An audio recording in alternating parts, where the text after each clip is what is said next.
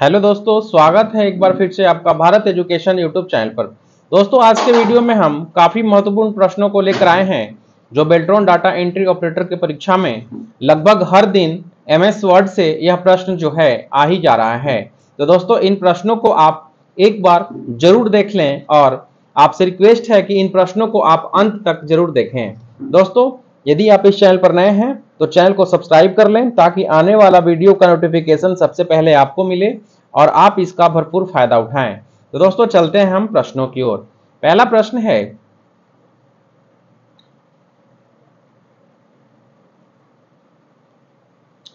Word document में किसी भी शब्द को यदि दूसरे शब्दों से बदलना हो तो निम्न में से कौन से कमांड का प्रयोग किया जाता है। दोस्तों, आपको बताना है कि वर्ड डॉक्यूमेंट में किसी भी शब्द को यानी किसी भी टेक्स्ट को अदर टेक्स्ट से बदलना हो तो निम्न में से कौन से कमांड का प्रयोग किया जाता है। ऑप्शन है सर्च, फाइंड, रिप्लेस या फाइंड और रिप्लेस दोनों।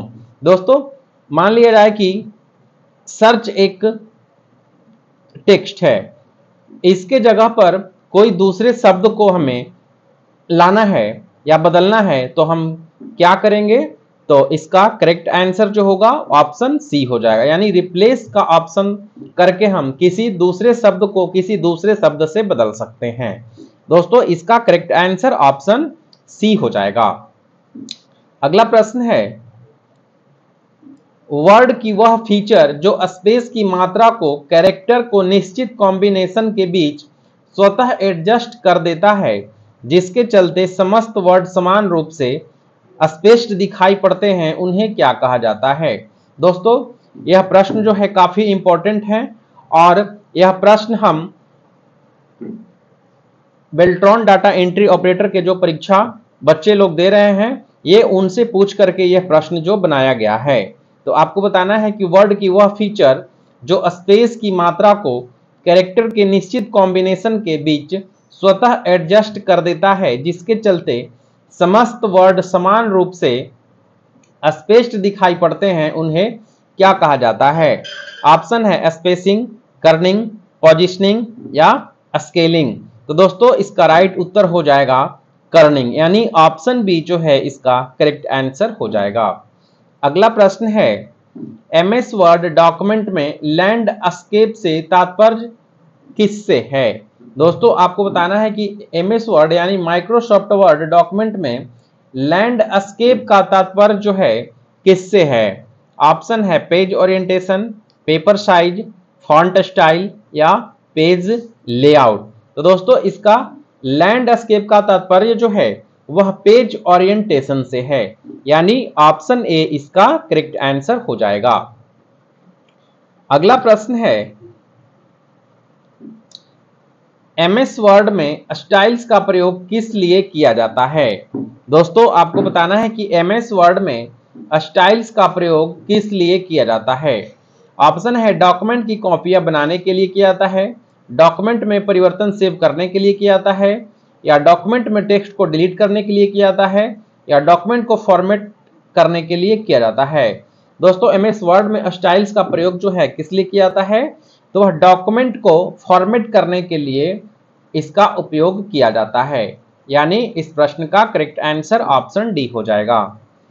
नेक्स्ट प्रश्न है, एमएस वर्ड की विंडो को दो या दो से अधिक भागों में बांटने की विधि को क्या कहा जाता है। दोस्तों, एमएस वर्ड की विंडो को दो या दो से अधिक भागों में बांटने की विधि को क्या कहा जाता है। ऑप्शन है freeze window, page break, split window या पेज एंड। दोस्तों, एमएस वर्ड की विंडो को दो या दो से अधिक भागों में बांटने की विधि को क्या कहा जाता है, तो उसे पेज ब्रेक कहा जाता है, यानी विंडो को दो या दो से अधिक भागों में बांटने की जो विधि है वह पेज ब्रेक कहा जाता है, यानी ऑप्शन बी इसका राइट उत्तर हो जाएगा। दोस्तों, यदि आप इस चैनल पर नए हैं तो आप चैनल को जरूर सब्सक्राइब कर लें ताकि बेल्ट्रॉन डाटा एंट्री ऑपरेटर ही नहीं बल्कि सारे कंप्यूटर कॉम्पिटिटिव एग्जाम के लिए हमारे वीडियो का प्रश्न जो है वह काफी महत्वपूर्ण है तो आप कोई भी कंप्यूटर कॉम्पिटिटिव एग्जाम देने से पहले हमारे इस चैनल के वीडियो को जरूर देखें, और चैनल पर आप नए हैं तो चैनल को सब्सक्राइब जरूर करें। दोस्तों चलते हैं हम अगला प्रश्न की ओर। अगला प्रश्न है, MS वर्ड से कोई वर्ड डॉक्यूमेंट में ईमेल करना हो तो क्या करेंगे। दोस्तों MS वर्ड से कोई वर्ड डॉक्यूमेंट में ईमेल करना हो तो क्या करेंगे। ऑप्शन है file, send to, mail recipient में जाएं, फाइल को ईमेल अटैचमेंट के रूप में सेव करें, आउटलुक स्टार्ट करें और फाइल अटैच करें जब फाइल खुली हो, या यह संभव कार्य है। दोस्तों कोई भी वर्ड डॉक्यूमेंट में ईमेल करना हो तो हम क्या करेंगे, तो file, send to, mail recipient में जाएं, यानी ऑप्शन ए जो है इसका करेक्ट आंसर हो जाएगा। अगला प्रश्न है, MS वर्ड प्रोसेसिंग प्रोग्राम से किस प्रकार की फाइल्स बनाई जाती है। दोस्तों आपको बताना है कि MS वर्ड यानी माइक्रोसॉफ्ट वर्ड प्रोसेसिंग प्रोग्राम से किस प्रकार की फाइल्स बनाई जाती है। ऑप्शन है storage file, database file, worksheet file या डॉक्यूमेंट फाइल। तो दोस्तों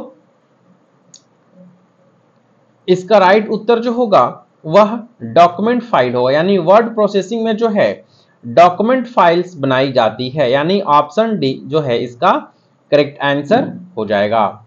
नेक्स्ट है, डॉक्यूमेंट में हम कहां पेज नंबर इंसर्ट कर सकते हैं।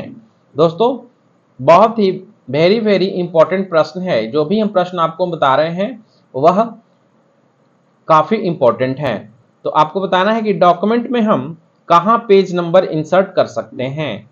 हेडर में, फुटर में, ए और बी दोनों में, या इनमें से किसी में भी नहीं। दोस्तों डॉक्यूमेंट में हम पेज नंबर जो है इंसर्ट कहां कर सकते हैं, तो हेडर में भी कर सकते हैं और फुटर में भी कर सकते हैं, यानी इसका राइट उत्तर दोस्तों ऑप्शन सी हो जाएगा। यानी ए और बी, यानी हेडर में भी कर सकते हैं और फुटर में भी कर सकते हैं। तो इसका करेक्ट आंसर ऑप्शन सी हो जाएगा। अगला प्रश्न है, डॉक्यूमेंट के टेक्स्ट को दाएं और बाएं दोनों मार्जिन्स पर कौन सा जस्टिफिकेशन अलाइन करता है। दोस्तों डॉक्यूमेंट के टेक्स्ट को दाएं और बाएं दोनों मार्जिन्स पर कौन सा जस्टिफिकेशन जो है अलाइन करता है। ऑप्शन है राइट, जस्टिफाइड, दोनों साइड या बैलेंस्ड। तो इसका करेक्ट उत्तर हो जाएगा जस्टिफाइड, यानी कौन अलाइन करता है, तो जस्टिफाइड, यानी ऑप्शन बी इसका राइट उत्तर हो जाएगा। अगला प्रश्न है, MS वर्ड में हम फॉन्ट कमांड के जरिए क्या क्या फॉर्मेट कर सकते हैं। पेज, कैरेक्टर, पैराग्राफ या ये सभी। दोस्तों MS वर्ड में हम फॉन्ट कमांड के जरिए क्या क्या फॉर्मेट कर सकते हैं, तो पेज भी कर सकते हैं, कैरेक्टर भी कर सकते हैं और पैराग्राफ भी कर सकते हैं, यानी ऑप्शन डी, यानी ये सभी जो है हम कर सकते हैं, यानी ऑप्शन डी इसका करेक्ट आंसर हो जाएगा। नेक्स्ट प्रश्न है, MS वर्ड 2010 में मेलिंग लिस्ट को किस नाम से जाना जाता है। सीट, डॉक्यूमेंट, फाइल या डेटा सोर्स। दोस्तों MS वर्ड 2010 में मेलिंग लिस्ट को किस नाम से जाना जाता है, तो वह डेटा सोर्स के नाम से जाना जाता है, यानी ऑप्शन डी इसका करेक्ट आंसर हो जाएगा। अगला प्रश्न देखते हैं दोस्तों, डॉक्यूमेंट को सीधे मेल के द्वारा भेजने के लिए किस कमांड का प्रयोग किया जाता है। Save as, save and send to, all of above. दोस्तों आपको बताना है कि डॉक्यूमेंट को सीधे मेल के द्वारा भेजने के लिए किस कमांड का प्रयोग किया जाता है। तो दोस्तों सेव एंड सेंड टू का प्रयोग किया जाता है, यानी ऑप्शन सी जो है इस प्रश्न का करेक्ट उत्तर हो जाएगा। अगला है, जब किसी टेक्स्ट को कट या कॉपी किया जाता है तो वह टेक्स्ट कहां चला जाता है। दोस्तों जब आप किसी टेक्स्ट को कट या कॉपी करते हैं तो वह टेक्स्ट जो है कहां चला जाता है। नोटपैड में, क्लिपबोर्ड में, वर्ड पैड में या MS पेंट में। तो वह जो है दोस्तों कहां चला जाएगा, तो क्लिपबोर्ड में चला जाता है, यानी ऑप्शन बी इसका करेक्ट आंसर होगा।